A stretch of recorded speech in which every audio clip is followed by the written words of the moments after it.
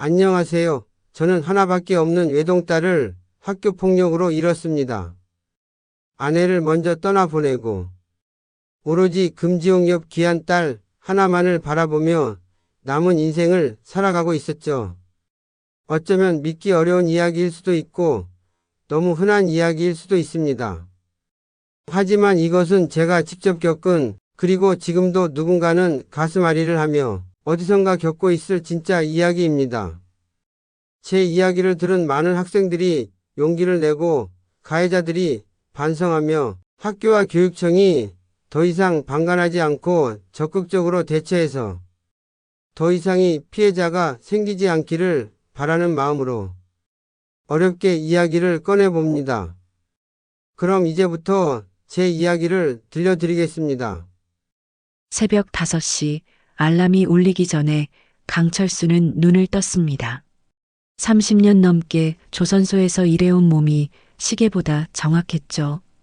침대에서 일어나며 무릎이 뻐근했지만 이제는 익숙한 아침 풍경이었습니다. 세수를 마치고 부엌으로 향하니 식탁 위에 작은 쪽지 하나가 놓여 있었어요. 아빠, 일찍 나갑니다. 아침 굶지 마세요. 지은. 단정한 글씨체로 쓰인 짧은 메모였습니다. 철수는 쪽지를 보며 작은 미소를 지었죠. 딸이 언제부터 이렇게 자신을 챙기게 되었는지, 문득 시간이 얼마나 빨리 흘렀는지 깨달았습니다. 냉장고에서 밑반찬을 꺼내 간단히 식사를 마친 철수는 작업복을 입고 집을 나섰어요. 지은이 태어나기 전부터 살던 이 작은 아파트에서 조선소까지는 버스로 40분 거리였습니다. 창밖으로 스쳐 지나가는 익숙한 풍경들을 바라보며 철수는 오늘도 평범한 하루가 시작된다고 생각했죠. 조선소 안은 여전히 뜨거운 용접 불꽃과 쇠냄새로 가득했습니다. 철수는 용접 마스크를 쓰고 묵묵히 자신의 일에 집중했어요. 동료들과 큰 대화를 나누지는 않았지만 서로의 존재만으로도 위안이 되었습니다. 퇴근 후 그날 저녁 지은이 샤워를 마치고 나왔을 때였어요. 거실에서 TV를 보던 철수는 무심코 딸을 바라봤다가 깜짝 놀랐습니다. 지은의 양쪽 무릎에 시퍼렇게 큰 멍이 들어 있었거든요. 마치 어디선가 세게 넘어지거나 부딪힌 것 같은 자국이었어요. 지은아. 철수가 급하게 일어났어요. 무릎이 왜 그래? 어디서 다쳤어? 지은은 순간 당황하며 급히 긴 바지로 다리를 가렸어요.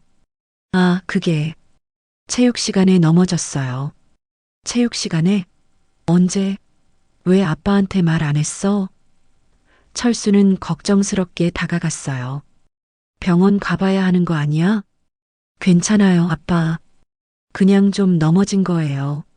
지은의 목소리는 평소보다 작았어요. 그냥 넘어진 걸로 저렇게 시퍼렇게 멍이 들어? 심하게 내리찌운 것 같은데. 철수는 여전히 의심스러웠어요. 네, 정말 괜찮아요. 체육 선생님도 괜찮다고 하셨어요. 지은은 서둘러 자기 방으로 향했어요. 저 숙제해야 해서. 지은아, 잠깐. 철수가 부르려 했지만 지은은 이미 방문을 닫았어요. 철수는 한참 동안 딸의 방문을 바라봤어요. 뭔가 이상했지만 딸이 괜찮다고 하니 더 이상 묻기 어려웠어요. 하지만 가슴 한켠에는 불안감이 남아 있었습니다. 체육 시간에 저렇게까지 심하게 다칠 일이 있나? 철수는 혼잣말로 중얼거렸어요. 그날 밤 철수는 지은의 방 앞을 몇 번 지나갔어요. 안에서는 조용했지만 가끔 작은 흐느끼는 소리가 들리는 것 같았습니다. 하지만 확실하지 않았어요.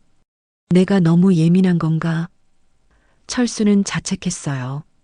딸이 괜찮다는데. 결국 철수는 그냥 넘어갔어요. 지금 생각해보면 그때 더 깊이 물어봤어야 했는데 딸을 믿고 싶었던 아버지의 마음이 진실을 가린 셈이었죠.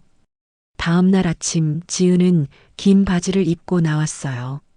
평소 치마를 즐겨 입던 아이가 갑자기 바지만 입기 시작했는데 철수는 그것도 별로 신경 쓰지 않았어요. 지은아, 무릎은 어때? 훨씬 나아졌어요, 아빠. 지은이 억지로 웃으며 대답했어요. 그래도 조심해라. 아프면 바로 말하고. 네, 알겠어요. 하지만 그 후로도 지은은 계속 긴 바지만 입었어요. 그리고 철수가 모르는 사이에 멍은 더 늘어가고 있었습니다. 다음 날 퇴근 후 집에 돌아온 철수는 지은의 방에서 새어나오는 작은 불빛을 보았어요. 노크를 하고 문을 살짝 열어보니 지은이 책상 앞에 앉아 열심히 공부하고 있었습니다. 지은아, 저녁 먹자. 네, 아빠. 금방 나갈게요. 지은이 고개를 들며 대답했죠. 하지만 철수는 딸의 표정에서 뭔가 어색함을 느꼈습니다. 평소와 다른 어두운 기운이 스며 있는 것 같았어요. 저녁 식사는 조용했습니다. 지은은 밥을 먹으면서도 계속 무언가를 생각하는 듯 했어요. 철수가 학교 이야기를 물어봐도 좋아요, 아빠. 아는 짧은 대답만 돌아올 뿐이었습니다. 혹시 요즘 무슨 걱정거리라도 있니? 철수가 조심스럽게 물었죠. 지은은 잠시 망설이더니 고개를 저었습니다. 아니요. 그냥 수능 때문에 스트레스 받는 거예요. 걱정 마세요. 하지만 철수의 마음은 여전히 무거웠어요. 지은의 밝은 미소 뒤에 숨겨진 그림자를 감지할 수 있었거든요. 아내 정희를 떠나보낸 후 혼자 키워온 딸이었기에 지은의 작은 변화도 놓치고 싶지 않았습니다. 밤이 깊어도 지은의 방에서는 여전히 불이 켜져 있었어요. 철수는 문 앞에서 한참을 서 있다가 결국 노크하지 못하고 자신의 방으로 돌아갔습니다. 침대에 누워서도 계속 딸 생각만 했죠. 뭔가 잘못되고 있는 건 아닌가 걱정했지만 구체적으로 무엇인지는 알 수 없었습니다. 철수는 지은이 자신에게 모든 것을 말해주기를 바랐지만 동시에 딸이 성장하면서 자연스럽게 생기는 거리감이라고 스스로를 달래기도 했습니다. 하지만 그 어두운 기운은 날이 갈수록 짙어져만 갔죠. 그러던 어느 날, 그날 아침도 평소와 다르지 않았습니다. 철수는 새벽에 일어나 조선소로 향했고 지은은 일찍 학교에 갔죠. 하지만 오후 2시쯤 철수의 핸드폰이 울렸어요. 작업 중이라 받지 못했던 전화였는데 부재중 전화가 무려 10통이나 쌓여 있었습니다. 여보세요? 철수가 전화를 받자마자 낯선 목소리가 들려왔어요. 지은이 아버님 되시죠? 저는 지은이가 다니는 학교 교감입니다. 급한 일이 생겨서 연락드렸는데요. 교감 선생님의 목소리는 떨리고 있었습니다. 철수의 가슴이 쿵 내려앉았죠. 무슨 일이죠? 우리 지은이한테 무슨 일이라도 생겼나요? 철수는 떨리는 목소리로 소리쳤습니다. 병원으로 오시면 자세히 말씀드리겠습니다. 한림대병원 응급실로 와주세요. 전화가 끊어진 후 철수는 무슨 일이냐며 묻는 동료들의 말을 뒤로 한 채 급히 조퇴 신청을 하고 병원으로 달려갔습니다. 응급실 앞에 도착했을 때 철수는 이미 모든 것이 끝났다는 걸 직감했어요. 의사의 표정, 간호사들의 조심스러운 시선, 그리고 복도에 서 있던 경찰관들까지 모든 것이 최악의 상황을 말해주고 있었습니다. 유족분이신가요? 의사가 조심스럽게 다가왔어요. 네, 유족이라뇨? 누가 죽기라도 했단 말이에요? 철수는 소름 돋는 목소리로 크게 소리쳤어요. 의사가 안내한 곳으로 가보니 그 순간부터 모든 것이 꿈처럼 느껴졌죠. 의사는 지은이 학교 옥상에서 발견되었고 이미 숨을 거둔 상태였다고 전했습니다. 지은아, 우리 이쁜 딸 지은이가 왜 여기 누워 있는 거니? 지은아, 눈 좀 떠봐. 철수는 애절하게 울부짖으며 소리쳤어요. 경찰관이 간단한 조사를 위해 몇 가지 질문을 했습니다. 평소 지은의 상태는 어땠는지, 우울증이나 다른 문제는 없었는지, 철수는 제대로 대답할 수가 없었어요. 딸이 힘들어해 보이는 걸 알면서도 구체적으로 무엇 때문인지 알아내지 못했던 자신이 원망스러웠습니다. 학교에서 온 교감 선생님과 담임 선생님은 평소 문제없는 학생이었다고 반복해서 말했어요. 성적도 우수하고 교우 관계도 원만했다는 게 이들의 주장이었습니다. 선생님, 정말 아무 문제 없었습니까? 철수가 오열하며 물었습니다. 네, 조용하고 성실한 학생이었어요. 이런 일이 일어날 줄은 정말 몰랐습니다. 담임의 대답이었어요. 하지만 철수는 뭔가 이상함을 느꼈습니다. 선생님들의 시선이 어딘가 불안해 보였고 말투도 어색했어요. 마치 준비된 답변을 하는 것 같았죠. 장례식장은 조용했습니다.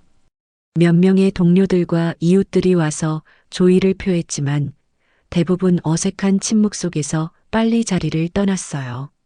지은의 학교 친구들은 거의 오지 않았습니다. 몇 명이 와도 멀찍이 서서 인사만 하고 갔죠.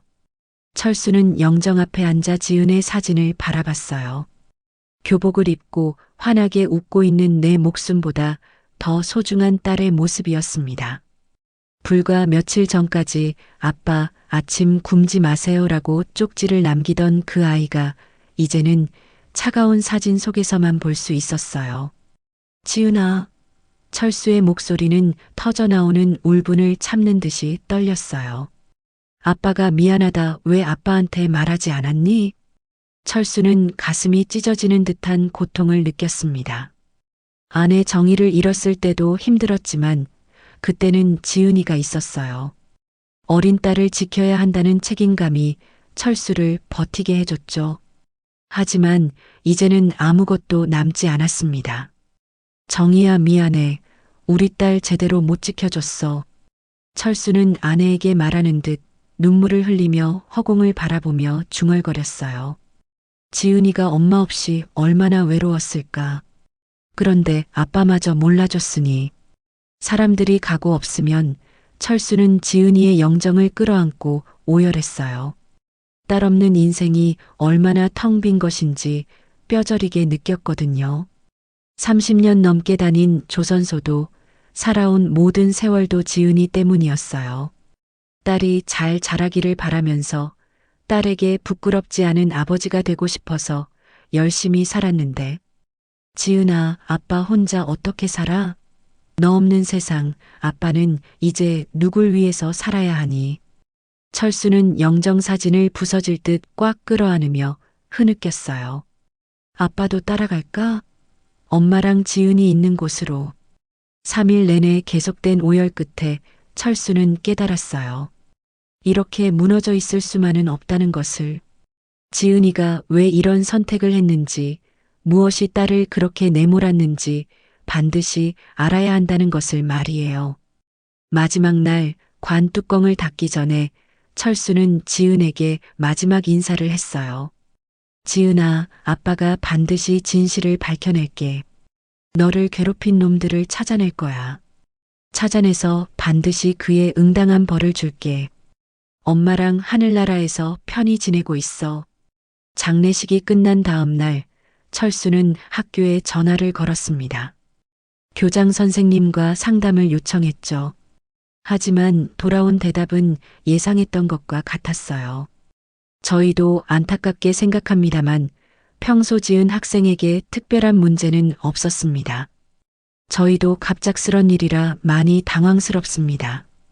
철수는 뭔가 석연치 않았지만 무엇을 어떻게 해야 할지 막막했습니다. 그날 밤 철수는 지은의 방에서 밤을 지새웠어요. 딸의 책상, 딸의 침대, 딸이 매일 보던 풍경들을 바라보며 다짐했습니다. 지은이 왜 이런 선택을 할 수밖에 없었는지 반드시 알아내겠다고 말이죠. 한 달이라는 시간이 어떻게 지나갔는지. 도저히 회사를 다닐 수 없었던 철수는 조선소에 사직서를 냈어요. 30년 넘게 다니던 직장이었지만 더 이상 일상을 유지할 수가 없었죠. 동료들은 만류했지만 철수의 마음은 이미 정해져 있었습니다. 형, 그래도 생각 좀 더 해봐. 갑자기 그만두면 어떻게 살려고? 내 삶의 의미가 없어졌는데 이깟게 더 이상 무슨 소용이 있겠어. 철수의 목소리에는 깊은 허탈함이 담겨 있었어요. 며칠 후 철수는 지은이 다녔던 고등학교에 경비원 모집 공고가 났다는 소식을 들었어요. 우연의 일치였지만 철수에게는 하늘이 준 기회라는 생각이 들었습니다. 바로 지원서를 작성해서 제출했죠. 지은의 죽음에 대한 진실을 밝혀내기 위해서는 학교 안에 들어가야 했거든요. 외부에서는 절대 알 수 없는 것들이 분명히 있을 거라고 확신했죠. 면접 당일 교장실에서 교장과 행정실장이 철수를 마주했습니다. 교장은 철수를 한참 바라보더니 조심스럽게 말했어요. 아니, 지은이 아버님이시네요. 교장의 목소리에는 당황스러움이 섞여 있었어요. 네, 맞습니다. 철수가 차분히 대답했죠. 교장의 표정이 순간 굳어졌어요. 하지만 철수는 침착했습니다. 딸을 잃고 나니 아이들과 가까운 곳에서 일하고 싶어졌습니다. 아이들의 안전을 지키는 일이라면 발벗고 나서서 적극적이고 성실하게 일하겠습니다. 결국 철수는 경비원으로 채용되었어요. 아마도 거절하기가 어려웠을 겁니다. 딸을 잃은 아버지를 내치기에는 너무 잔인했거든요. 첫 출근 날 철수는 학교 정문에 서서 등교하는 학생들을 바라봤습니다. 지은이도 매일 이 길을 걸어서 학교에 들어왔겠죠. 학생들은 새로 온 경비 아저씨를 보더니 수군거렸어요. 저 아저씨가 지은이 아빠래. 정말? 진짜 슬프겠다. 왜 하필 여기서 일하지? 철수의 정체는 금세 전교에 퍼졌습니다. 학생들은 철수를 보는 시선이 남달랐어요. 어떤 아이들은 미안한 듯 고개를 숙였고 어떤 아이들은 불편한 듯 피해갔죠. 며칠이 지나면서 철수는 학교 분위기를 자세히 관찰하기 시작했어요. 복도에서 학생들의 대화를 듣다 보니 놀라운 사실을 알게 되었습니다. 송미라가 강지은 그렇게 되고 나서 다른 타겟을 정했나 보더라. 과연 이번에는 누가 될지. 아우, 생각만 해도 소름 끼친다. 학생들 사이에서는 송미라라는 이름이 공공연히 언급되고 있었어요. 그리고 지은의 이름도 자연스럽게 나왔죠. 마치 모든 학생들이 무슨 일이 있었는지 알고 있는 것 같았습니다. 그 무렵 철수는 한 학생을 주목하게 되었어요. 2학년 김민서라는 여학생이었는데 지은이처럼 항상 혼자 다니는 아이였죠. 쉬는 시간에도 점심시간에도 늘 혼자였어요. 처음에 철수가 민서에게 인사를 건넸을 때 민서는 깜짝 놀라며 도망치듯 사라졌습니다. 며칠 후 다시 마주쳤을 때도 마찬가지였어요. 민서는 철수를 보기만 하면 고개를 떨구고 피했죠. 교무실 근처에서 청소를 하던 철수는 선생님들의 대화도 엿들을 수 있었어요. 3학년 송미라 문제 어떻게 할 거예요? 그냥 조용히 넘어갑시다. 이미 지은이 일로 시끄러웠는데. 학부모들이 문제 제기하면요? 없던 일로 하는 게 낫습니다. 철수는 충격을 받았어요. 선생님들이 모든 걸 알고 있으면서도 덮으려 하고 있었거든요. 지은의 담임이었던 박 선생님의 태도는 더욱 의심스러웠습니다. 철수와 마주칠 때마다 극도로 불편해했어요. 복도에서 철수를 보면 다른 길로 돌아가거나 급하게 교무실로 들어가곤 했죠. 어느 날 철수는 박 선생님이 다른 선생님과 나누는 대화를 들었어요. 지은이 아버지가 여기서 일하니까 부담스럽네요. 왜요? 별 문제 없었잖아요. 그게 지은이가 상담하러 왔을 때 제가 그냥 네가 예민한 거라며 몇 번 돌려보냈었거든요. 철수는 주먹을 꽉 쥐었습니다.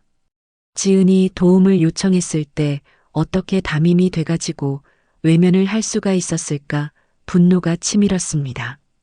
반드시 지은이의 억울한 죽음을 밝혀내리라 다짐하고 또 다짐했습니다. 학교 생활도 어느 정도 적응해가고 있던 어느 날 오후 철수가 운동장 뒤쪽을 순찰하고 있을 때 송미라 무리가 민서를 둘러싸고 있는 걸 발견했습니다. 야, 너 때문에 우리가 선생님한테 찍혔잖아. 내가 뭔가 고자질했지? 아니면 왜 갑자기 우리를 의심하는 눈으로 봐? 민서는 떨면서 변명했어요. 정말 아니야. 나는 아무 말도. 바로 그때 철수가 나타났어요. 얘들아, 여기서 뭐 하는 거야? 송미라가 짜증스럽게 대답했어요. 저희 그냥 얘기하고 있었어요. 그래. 그럼 교실로 돌아가거라. 수업 시간 다 됐잖아. 송미라 일당이 떠난 후 철수는 민서에게 다가갔어요. 괜찮니? 민서는 고개를 끄덕였지만 눈물이 맺혀 있었어요. 송미라 무리는 철수가 순찰하는 시간을 피해서 민서를 괴롭히기 시작했고 그럴 때마다 철수가 어김없이 나타났습니다.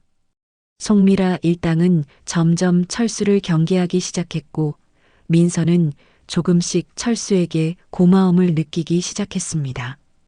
그러던 어느 방과 후 늦은 시간 철수가 학교를 마지막으로 순찰하고 있을 때였습니다. 3층 계단에서 민서의 울음소리가 들렸어요. 올라가 보니 민서가 혼자 앉아서 울고 있었어요. 가방이 계단 아래로 던져져 있었고 책들이 사방에 흩어져 있었습니다. 민서야. 철수가 조심스럽게 불렀어요. 민서는 철수를 보자 더욱 울음을 터뜨렸어요. 철수는 말없이 흩어진 책들을 주워 가방에 정리해 주었습니다. 감사합니다. 민서가 작은 목소리로 말했어요. 민서야, 아저씨한테 힘든 이야기 하고 싶으면 언제든 해도 돼. 아저씨 딸도 너 같은 나이였잖아. 민서는 철수를 바라보며 눈물을 닦았어요. 그때 처음으로 민서가 철수에게 마음을 열기 시작했습니다. 민서는 그제서야 철수를 제대로 바라봤어요. 그리고 눈물이 터져 나왔습니다. 아저씨, 죄송해요. 제가 지은 언니를 도와주지 못했어요. 무슨 소리야?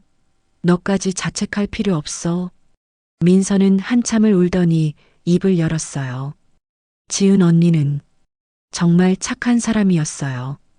제가 혼자 있을 때 유일하게 말 걸어준 사람이에요. 민서가 흐느끼며 말했어요. 민서야, 혹시 지은이한테 무슨 일이 있었는지 아니? 민서는 주변을 둘러보더니 작은 목소리로 말했어요.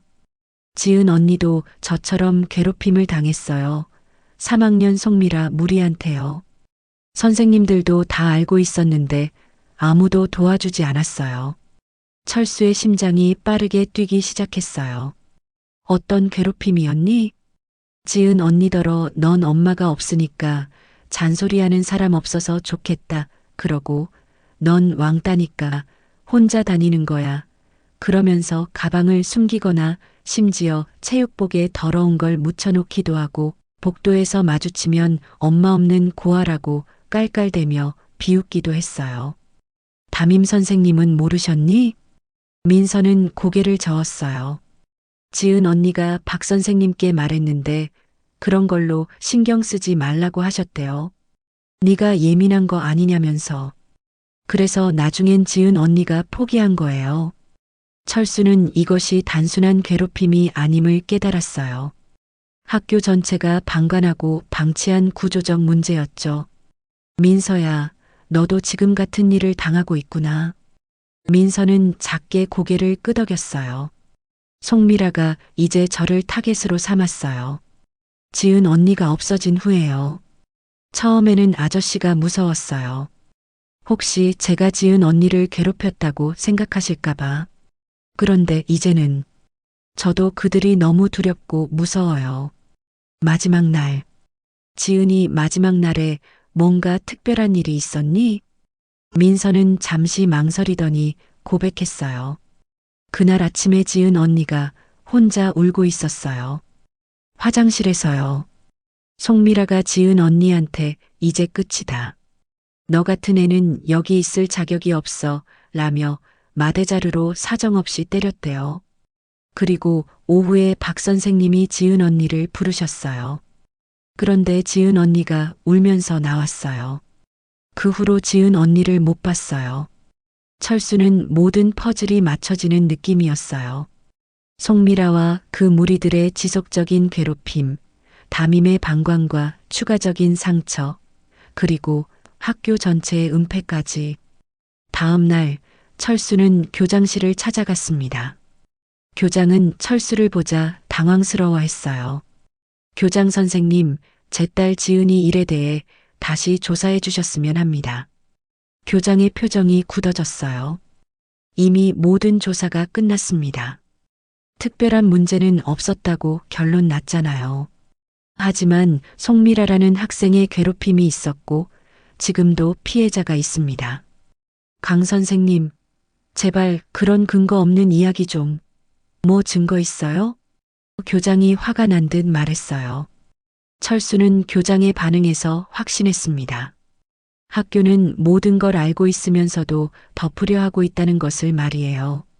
그날 밤 철수는 지은의 방에서 민서에게 들은 이야기를 정리했어요. 지은아, 아빠가 이제 알겠다. 너를 죽음으로 내몬 건 송미라 혼자가 아니었구나. 학교 전체가 공범이었어. 철수는 더 이상 단순한 진실 규명이 아닌 시스템과의 전쟁을 준비해야 한다는 걸 깨달았습니다. 그리고 현재의 피해자들을 구하는 것도 자신의 몫이라는 것도 말이에요. 철수는 민서와의 대화 이후 본격적인 증거 수집에 나섰습니다.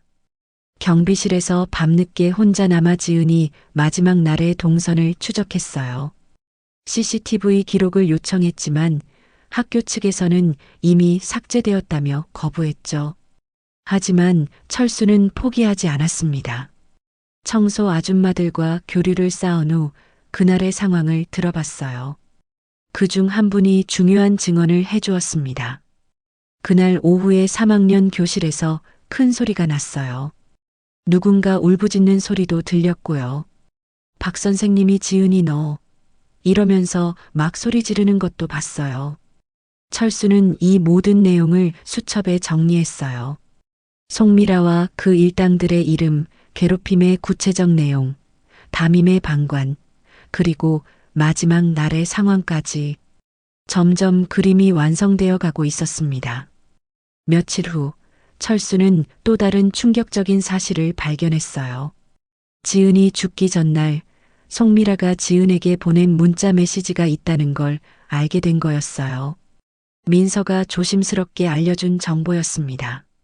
지은 언니 친구가 말해줬는데 그날 밤 송미라가 지은 언니한테 내일 보자. 마지막으로 정리할 게 있어라고 문자를 보냈대요. 철수는 이 문자가 결정적 증거가 될 수 있다고 생각했어요. 경찰서에 가서 지은이 휴대폰을 다시 조사해달라고 요청했지만 이미 초기화되었다는 답변만 돌아왔죠. 그러던 어느 날 철수가 교무실 근처에서 청소를 하고 있을 때였어요. 교장실에서 나오는 목소리가 들렸습니다. 강철수 문제 어떻게 할 거야? 요즘 너무 기웃거리고 다녀. 학생들한테도 이상한 질문하고 있다던데. 철수는 가슴이 두근거렸어요. 자신의 행동이 감시받고 있다는 걸 깨달았거든요. 다음 날 아침 철수는 교장실로 호출되었습니다. 교장은 심각한 표정으로 철수를 맞이했어요. 강 선생님, 잠깐 이야기 좀 할까요? 교장실에는 교장과 교감, 그리고 행정실장이 앉아 있었습니다. 세 명이 철수를 바라보는 시선이 예사롭지 않았어요. 강 선생님, 최근에 학생들과 선생님들이 불편해하고 있다는 이야기를 듣고 있습니다. 교장이 조심스럽게 말문을 열었어요. 무슨 말씀이신지요? 학생들한테 이상한 질문을 하신다든지, 교무실 주변을 자주 배회하신다든지. 교감이 끼어들었어요. 철수는 침착함을 유지했습니다. 제가 뭔가 잘못했나요? 교장이 한숨을 쉬며 말했어요. 강 선생님, 솔직히 말씀드리자면 지은이 일은 이미 끝난 일입니다. 더 이상 파헤치시는 건 학교에도 선생님에게도 좋지 않아요.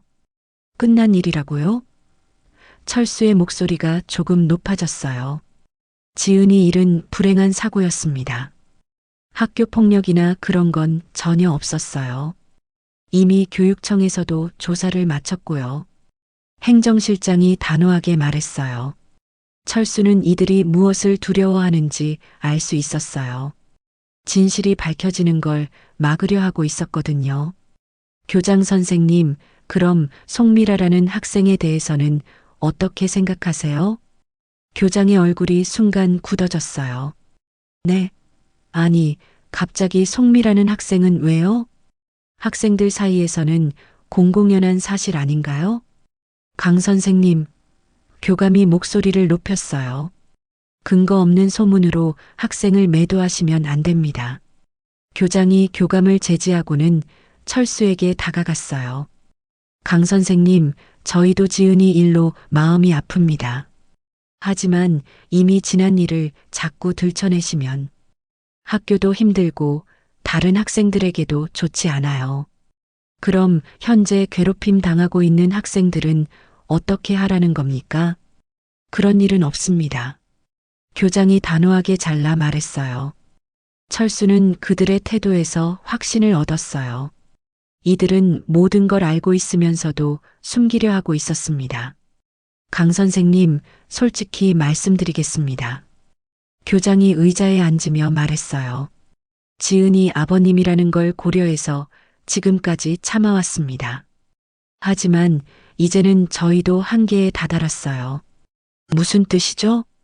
학교 분위기를 해치고 다른 직원들을 불편하게 하는 행동을 계속하신다면 계약 해지도 고려해야 할 것 같습니다. 철수는 예상했던 일이었어요. 하지만 직접 듣고 보니 분노가 치밀었습니다. 알겠습니다. 하지만 한 가지는 분명히 하겠습니다. 제 딸의 죽음에는 분명히 이유가 있었고 그 진실은 언젠가 밝혀질 겁니다. 강 선생님, 괜한 고집 부리지 마세요. 강 선생님도 이젠 편안한 일상으로 돌아가셔야죠. 교장의 목소리에는 위협적인 느낌이 담겨 있었어요. 그날 오후 철수는 민서를 찾아갔어요. 하지만 민서는 철수를 보자마자 피하려고 했습니다. 민서야, 무슨 일이야? 아저씨, 죄송해요. 더 이상 말씀드릴 수 없어요. 민서의 목소리가 떨렸어요. 왜? 무슨 일 있었니? 송미라가 아저씨랑 이야기한 걸 알았어요. 그래서 민서가 울음을 터뜨렸어요. 철수는 가슴이 찢어지는 듯 했어요. 민서마저 위협받고 있었던 거였어요. 민서야, 괜찮아. 아저씨가 꼭 해결할 테니까. 하지만 민서는 고개를 저으며 도망가듯 사라졌어요. 그날 밤 철수는 경비실에서 혼자 앉아 있었어요. 지금까지 모은 자료들을 펼쳐놓고 보니 뭔가 결정적인 증거가 아쉬웠어요. 학교 측에서는 모든 걸 은폐하려 하고 증인들은 입을 다물고 있었어요. 철수는 몸과 마음이 지쳐갔어요.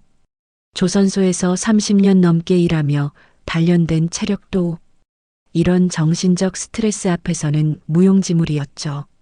잠도 제대로 못 자고 밥도 제대로 못 먹는 날이 계속되었어요. 하지만 포기할 수는 없었습니다. 지은이가 마지막 순간에 느꼈을 절망을 생각하면 아버지로서 끝까지 진실을 밝혀내야 했죠. 다음 날 철수에게 해고 통지서가 전달되었습니다. 근무 태도, 불량 및 학교 분위기 저해라는 이유였어요. 철수는 씁쓸하게 웃었어요. 예상했던 일이었지만 이제 학교 안에서 더 이상 활동할 수 없게 되었거든요. 하지만 철수는 있으면서 송미라와 그 일당들의 괴롭힘, 담임의 방관, 학교의 은폐 시도까지 비록 결정적 증거는 부족했지만 싸울 준비는 되어 있었습니다. 지은아, 아빠가 학교에서 쫓겨났다. 하지만 너의 억울한 죽음을 밝히기 위해서라도 아빠에겐 포기란 없단다. 나가서라도 끝까지 진실을 밝혀내고 말 테니 지켜봐다오. 철수는 마지막으로 학교를 바라보며 다짐했어요. 그리고 철수가 해고된 후 일주일이 지난 어느 저녁이었어요. 철수는 집 근처를 산책하고 있었습니다. 요즘 잠도 잘 안 오고 집에만 있으니 답답해서 자주 밖으로 나왔어요. 학교 앞을 지나가는데 교문 근처에서 누군가 서성이는 모습이 보였습니다. 가까이 가보니 민서였어요. 민서야? 너 왜 여기 있어? 민서는 철수를 보자 놀란 표정을 지었어요. 아, 아저씨. 무슨 일이야? 이 시간에 왜 학교 앞에? 민서는 한참을 머뭇거리더니 말했어요. 아저씨, 잠깐 시간 있으세요? 철수는 민서의 표정이 심상치 않다는 걸 느꼈어요. 그럼 어디 가서 이야기할까? 두 사람은 학교 앞 작은 베이커리로 갔어요. 따뜻한 음료를 시키고 구석 자리에 앉았습니다. 민서야, 무슨 일 있었어? 철수가 조심스럽게 물었어요. 민서는 한참 동안 침묵했어요. 그러다가 가방에서 작은 USB를 꺼냈습니다. 아저씨, 사실은 민서의 손이 떨리고 있었어요. 지은 언니가 저한테 맡긴 게 있어요. 철수는 USB를 바라보며 숨을 멈췄어요. 지은 언니가 하늘나라 가기 며칠 전에 저한테 이걸 줬어요. 만약 나한테 무슨 일이 생기면 이걸 우리 아빠께 꼭 전달해 달라고 하면서요. 민서의 눈에서 눈물이 흘렀어요. 그럼 너는 이걸 계속 가지고 있었던 거야? 민서는 고개를 끄덕였어요. 너무 무서웠어요. 지은 언니가 하늘나라 간 후에 이걸 어떻게 해야 할지 그냥 무섭고 두려웠거든요. 그리고 송미라가 혹시 이걸 알면 저도 지은 언니처럼 그래서 네가 처음에 나를 피했었구나. 네. 어떻게 말씀드려야 할지 모르겠어서요. 그런데 학교에서 아저씨한테 도움도 많이 받고 아저씨가 학교에서 지은 언니의 억울함을 풀 단서를 찾으려고 애쓰시는 모습을 보고 용기를 내야겠다고 생각했어요. 아저씨는 정말 좋은 분이시고 진실을 찾는데 도움을 드려야겠다고 철수는 민서의 어깨를 가볍게 두드렸어요. 고생 많았구나. 정말 고마워. 용기 내줘서 고마워. 지은 언니가 아저씨를 정말 사랑했어요. 맨날 아빠 자랑을 했거든요. 원하는 건 뭐든지 다 들어주시고 자기에게는 하나밖에 없는 보물이라고. 철수는 가슴이 먹먹해졌어요. 딸이 자신을 그렇게 생각했다는 사실에 울컥했거든요. 집에 돌아와 철수는 USB를 컴퓨터에 꽂았어요. 몇 개의 오디오 파일이 보였습니다. 녹음 3월 15일, 녹음 3월 18일, 녹음 3월 20일이라는 이름이었어요. 3월 20일은 지은이 마지막 날이었습니다. 첫 번째 파일을 클릭했습니다. 지은의 목소리가 들려왔어요. 3월 15일. 오늘도 송미라가. 지은의 목소리는 떨리고 있었어요. 핸드폰으로 몰래 녹음해놔야겠어. 내가 가고 없을 때 누군가가 진실을 파헤치려면 증거가 필요하니. 철수는 눈물이 쏟아졌어요.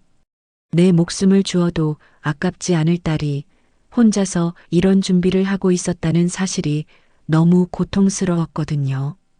파일을 계속 재생하니 복도에서 학생들이 나누는 대화가 녹음되어 있었어요. 야, 김지은. 너 이년아. 너 어제 왜 도망갔어? 송미라의 목소리였어요. 아냐. 나 도망가지 않았어. 지은의 목소리는 작고 떨렸어요. 인연이 어따 대고 말대꾸야. 라는 말과 함께 퍽 소리가 났어요. 으악, 지은이가 고통스러운 소리를 냈어요. 이번 주말에 내 수학이랑 영어 과제 둘 다 안 해오면 넌 각오해. 그래. 얘들아. 얘 지금 잔뜩 쫄고 있는 거 보이니? 엄마 없는 병신이 잔뜩 겁먹고 있다야. 송미라는 비아냥대며 크게 비웃었어요. 철수는 주먹을 꽉 쥐었어요. 딸이 이런 고통을 받고 있었는데 자신은 전혀 몰랐다는 사실이 자책감을 불러일으켰죠. 두 번째 파일을 열었습니다. 3월 18일 녹음이었어요. 이번에는 교실에서 녹음한 것 같았어요. 선생님, 저 말씀드릴 게 있어요. 지은이의 목소리였어요. 뭔데? 박 선생님의 목소리가 들렸어요. 송미라와 친구들이 저를 계속 괴롭혀요. 애들이 왜? 네가 뭐 잘못한 거 아니야? 그렇지 않으면 애들이 너한테 그럴 이유가 없잖아. 아니에요, 선생님. 이유 없이 저를 괴롭힌단 말이에요. 지은아, 네가 너무 예민한 거 아니야? 애들이 장난으로 하는 건데. 장난이 아니에요. 자기들 숙제 안 해가면 몰래 화장실로 불러서. 그만해. 그런 식으로 친구들을 나쁘게 말하면 안 돼. 네가 먼저 다가가 봐. 철수는 분노로 온몸이 떨렸어요. 저렇게 담임 선생님을 찾아가기까지 지은이 용기를 내서 도움을 요청했는데 담임이 이런 식으로 무시했다는 게 믿어지지 않았거든요. 마지막 파일 3월 20일 녹음을 열었습니다. 지은이 마지막 날이었어요. 처음에는 조용했어요. 그러다가 교무실로 추정되는 곳에서 녹음된 대화가 들렸습니다. 지은이 문제 어떻게 할 거예요? 누군가의 목소리였어요. 그냥 놔둬. 어차피 계속 문제 제기하는 애야. 박 선생님의 목소리였어요. 학부모가 연락 오면 어떻게 해요? 걱정 마. 증거도 없고 지은이가 워낙 예민한 애라고 하면 돼. 그리고 가장 충격적인 말이 이어졌어요. 솔직히 말해서 쟤 하나 없어지면 조용해질 텐데. 매번 트러블 메이커처럼 굴어서 다른 애들도 불편해하고. 철수는 컴퓨터 앞에서 얼어붙었어요. 담임 선생님이 지은의 존재 자체를 부담스러워했다는 사실을 깨달았거든요. 녹음은 계속되었어요. 지은이 교무실을 나가면서 녹음한 것 같았어요. 지은아. 박 선생님이 지은을 불렀어요. 네, 선생님. 너 혹시 우리 대화 들었니? 아니요. 지은의 목소리는 매우 작았어요. 정말? 네. 정말이에요. 그래. 그런데 지은아, 네가 자꾸 그렇게 애들한테 편견을 가지고 대하면 애들도 너한테 곱게 대할 수 없는 거야. 그러니까 사이좋게 지내. 알겠지? 네. 그 후로는 지은의 흐느끼는 소리만 들렸어요. USB에는 마지막으로 지은이 남긴 음성 메모가 있었어요. 만약 이 녹음을 누군가 들으신다면 제가 이미 이 세상에 없다는 뜻일 거예요. 아빠한테 직접 말씀드리고 싶었는데 용기가 없었어요. 아빠가 걱정하실까봐, 그리고 아무도 제 말을 믿어주지 않을까봐 무서웠어요. 하지만 진실은 여기 있어요. 민서야, 부탁이야. 꼭 우리 아빠께 이걸 전해줘. 아빠, 저 먼저 엄마한테 가 있을게요. 아빠는 100년, 200년이 걸려도 좋으니까 천천히, 아주 천천히 오세요. 아빠 사랑해요. 아주 많이요. 철수는 책상에 엎드려 오열했어요. 딸이 마지막까지 자신을 생각했다는 사실이, 그리고 민서라는 후배에게까지 부탁을 했다는 사실이 너무 고통스러웠거든요. 한참을 울고 난 후 철수는 고개를 들었어요. 눈물을 닦으며 USB를 꽉 쥐었습니다. 지은아, 민서야. 고마워. 너희 둘이 없었다면 아빠는 영원히 진실을 몰랐을 거야. 철수는 이제 더 이상 혼자가 아니라는 걸 깨달았어요. 지은이 남긴 용기, 민서가 보여준 믿음, 그리고 자신의 의지가 하나로 모였습니다. 지은아, 이제 아빠 혼자 싸우는 게 아니야. 이건 우리의 싸움이다. 너와 민서, 그리고 아빠의 싸움이야. 철수는 더 이상 절망에 빠진 아버지가 아니었어요. 딸과 제자가 남긴 용기를 받아 진실을 위해 싸우는 전사가 된 거였죠. 그의 눈에는 새로운 결의가 불타오르고 있었습니다. USB 안의 증거들은 결정적이었어요. 송미라와 그 일당들의 괴롭힘, 담임의 방관과 은폐 시도, 그리고 지은에 대한 비인간적인 발언까지 이제 진짜 싸움을 시작할 준비가 완료되었습니다. USB를 받은 후 며칠 동안 철수는 어떻게 이 진실을 세상에 알릴지 고민했어요. 개인적으로 학교와 싸우기에는 한계가 있었고 법적 대응을 하려 해도 시간이 너무 오래 걸릴 것 같았습니다. 그러던 중 철수는 뉴스에서 다른 지역의 학교 폭력 사건이 보도되는 걸 봤어요. 지역 MBC에서 심층 취재한 내용이었습니다. 그때 철수는 결심했어요. 언론의 힘을 빌려야겠다. 다음 날 아침 철수는 지역 MBC에 전화를 걸었어요. 안녕하세요. 보도국인가요? 제보할 게 있는데요. 네, 말씀하세요. 학교폭력 은폐 사건입니다. 제 딸이 작년에 세상을 떠났는데 최근 그 진실이 담긴 음성 파일을 확보했어요. 전화를 받은 기자는 처음에는 회의적이었어요. 이런 제보가 하루에도 몇 통씩 들어오거든요. 하지만 철수가 구체적인 내용을 설명하자 태도가 달라졌습니다. 음성 파일이라고 하셨는데 어떤 내용인가요? 담임 교사가 쟤 하나 없어지면 조용해질 거야 라고 말하는 내용도 있고 가해 학생들이 제 딸을 괴롭히는 대화도 녹음되어 있어요. 기자는 즉시 관심을 보였어요. 혹시 오늘 시간 되세요? 직접 만나서 이야기 들어보고 싶은데요. 그날 오후 윤민호 기자가 철수의 집을 찾아왔어요. 30대 중반의 경력 기자로 교육 분야를 전담하고 있었습니다. 안녕하세요. MBC 윤민호 기자입니다. 철수는 윤 기자에게 지은의 이야기를 차근차근 들려줬어요. 딸의 성격, 학교에서의 상황, 그리고 자신이 직접 조사한 내용까지 모든 걸 솔직하게 말했습니다. 이게 제 딸이 남긴 마지막 증거예요. 철수가 USB를 건네며 말했어요. 윤 기자는 USB 내용을 듣고 충격을 받았어요. 특히 담임 교사의 발언은 믿기 어려울 정도였죠. 이건 정말 심각한 문제네요. 하지만 보도하기 전에 몇 가지 확인할 게 있어요. 혹시 학교 측이나 교육청에 이 내용을 제보한 적이 있나요? 학교는 계속 덮으려고만 했고 교육청은 아직 정식으로 신고하지 않았습니다. 그럼 우선 사실 확인 작업을 해야겠어요. 음성 파일의 진위 여부도 검증하고 관련자들의 입장도 들어봐야 하거든요. 윤 기자는 철수에게 며칠의 시간을 달라고 했어요.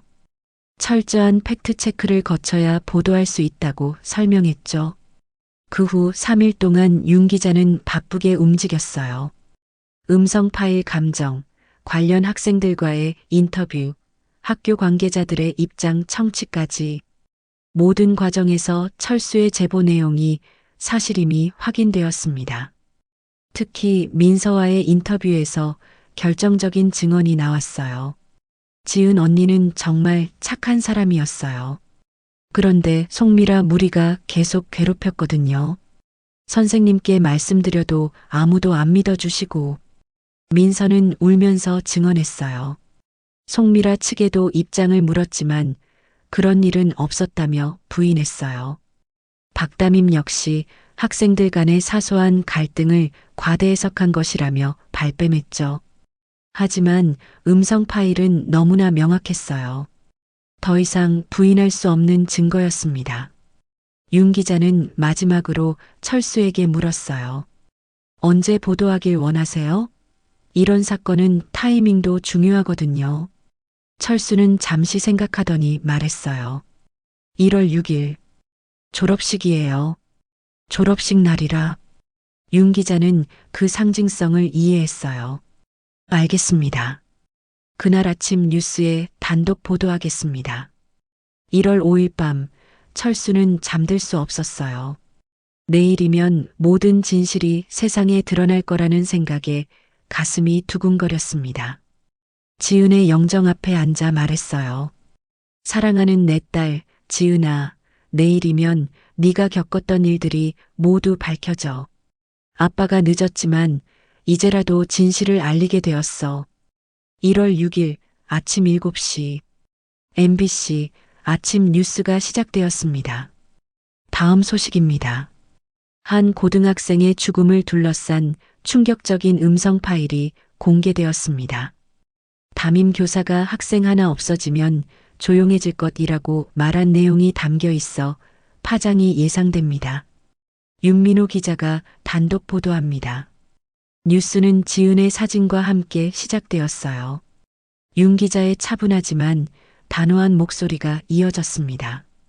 작년 3월 이 학교 3학년이었던 강지은 양이 세상을 떠났습니다. 당시 학교 측은 개인적인 문제라고 발표했지만 저희가 입수한 음성 파일에는 충격적인 내용이 담겨 있습니다. 화면에는 음성 파일의 일부가 자막과 함께 나왔어요. 음성 솔직히 말해서 쟤 하나 없어지면 조용해질 거야. 이는 김지은 양의 담임이었던 박모 교사의 목소리로 확인되었습니다. 또한 동급생들이 김지은 양을 지속적으로 괴롭혔다는 내용도 포함되어 있습니다. 뉴스는 철수의 인터뷰로 이어졌어요. 제 딸이 얼마나 힘들었는지 이제야 알게 되었습니다. 학교에서는 계속 문제 없다고 했는데 사실은 이런 일들이 벌어지고 있었던 거죠. 그때 학교에서는 졸업식 준비가 한창이었어요. 오전 10시 시작 예정인 졸업식을 위해 학생들과 학부모들이 속속 도착하고 있었습니다. 하지만 뉴스를 본 학부모들의 표정은 심각했어요. 학교 정문 앞에서 웅성거리는 소리가 들렸습니다. 저게 우리 학교 얘기야? 정말 충격적이네. 졸업식을 이렇게 해도 되나? 학교 관계자들은 패닉 상태였어요. 교장은 급하게 교육청에 연락했고 박담임은 어디론가 사라져버렸죠. 오전 9시 30분 윤 기자가 학교 앞에 도착했어요. 후속 취재를 위해서였습니다. 곧 다른 언론사 기자들도 몰려들기 시작했어요. 교장 선생님, 보도 내용에 대해 어떻게 생각하세요? 현재 사실 확인 중입니다. 성급한 판단은. 그럼 음성 파일은 가짜라는 말씀인가요? 교장은 대답을 피했어요. 이미 진실은 너무나 명확했거든요. 학부모들은 졸업식장 밖에서 집회를 열었어요. 진상규명하라. 책임자 처벌하라. 우리 아이들은 안전한가? 결국 졸업식은 예정대로 진행되었지만 분위기는 최악이었어요. 축하받아야 할 졸업생들조차 어색해했습니다. 오후가 되자 교육청에서 긴급 조사팀이 파견되었어요. 경찰도 수사에 착수했습니다. 철수는 집에서 모든 상황을 지켜봤어요. TV 뉴스마다 지은의 사건을 다루고 있었고 인터넷에서도 큰 화제가 되고 있었습니다. 저녁이 되자 윤 기자가 철수에게 연락했어요. 강 선생님, 반응이 엄청나네요. 교육부에서도 관심을 보이고 있고 국정감사 안건으로 오를 수도 있어요. 그럼 이제 진실이 밝혀지는 건가요? 네. 더 이상 덮을 수 없을 겁니다. 강 선생님과 지은이가 용기 내준 덕분이에요. 그날 밤 철수는 오랜만에 편안한 잠에 들었어요. 1년간 짊어졌던 무거운 짐을 조금이나마 내려놓은 기분이었습니다. 다음 날부터 학교는 완전히 뒤바뀌었어요. 교장과 박담임은 직위해제되었고 송미라를 비롯한 가해 학생들은 전학 조치되었습니다.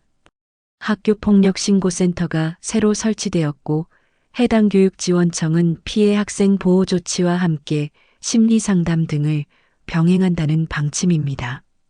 무엇보다 중요한 건 민서를 비롯한 다른 피해 학생들이 더 이상 혼자가 아니라는 사실이었어요. 그날 저녁 철수는 지은의 방에서 딸의 사진을 바라보며 말했어요. 지은아, 아빠가 약속 지켰지? 네가 원했던 진실이 모두 밝혀졌어. 그리고 너와 같은 아이들이 더 이상 혼자 힘들어하지 않도록 변화가 시작되었어. 쌀쌀한 겨울 공기 속에서 철수는 깊게 숨을 들이마셨습니다. 지은이 없는 세상은 여전히 춥고 외로웠지만 이제 철수에게는 새로운 목표가 생겼어요. 앞으로도 학교 폭력으로 고통받는 아이들을 지켜주고 지은이처럼 억울한 죽음을 당하는 일이 다시는 없도록 싸워나가는 것. 그것이 아버지로서 딸에게 해줄 수 있는 마지막 사랑이라고 믿었습니다. 지은아, 아빠가 약속한다. 너 같은 아이들이 더 이상 혼자 아파하지 않도록 아빠가 끝까지 지켜낼게. 차가운 겨울이지만 철수의 마음속에는 따뜻한 다짐이 피어오르고 있었어요.